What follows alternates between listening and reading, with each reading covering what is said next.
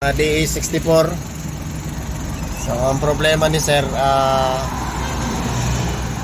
ang ilaw, ang power steering, musiga sa matugay sir, no? Tapos pag tinapakan ng brake, yan, sign sa signal light, nasusuplayan siya, pero ibig sabihin yan shorted. So pinagawa ni sir ay nag-welding lang. So siyempre ang baterya, basic na mga check natin kung maluwag.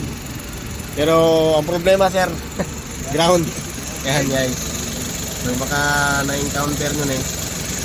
Yan, putol ang ground. Dahil sa welding yan. Pag winigran yun, nag-spark siya. So ibig sabihin, ang lightning system niya din sir, nanginahanglan siya ground. Short siya sa ground. Siyempre ang ground sa makina diretso sa battery, ang sa body niya mo ni naga-supply kini dire.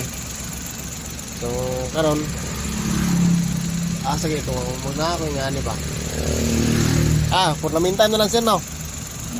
Ato na lang ng pagitag way na maunta lang siya, masumpay lang nato, hindi na replies, pero wapag na siya mailisan siya stock.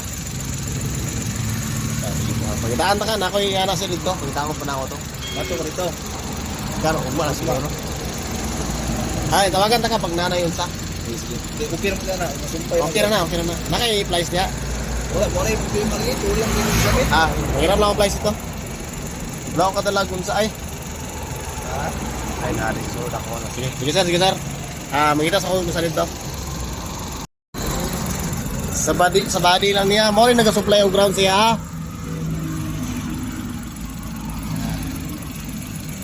Yan. So yan guys, ito na. Okay.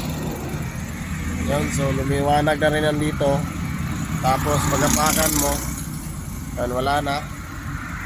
Kasi itong ground na ito yung nagsusupply sa power steering, sa headlight.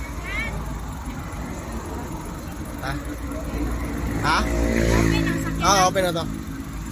Okay, so sila yung yung itong ground na ito yung nagsusupply dito lahat. Okay? So ito ay okay na.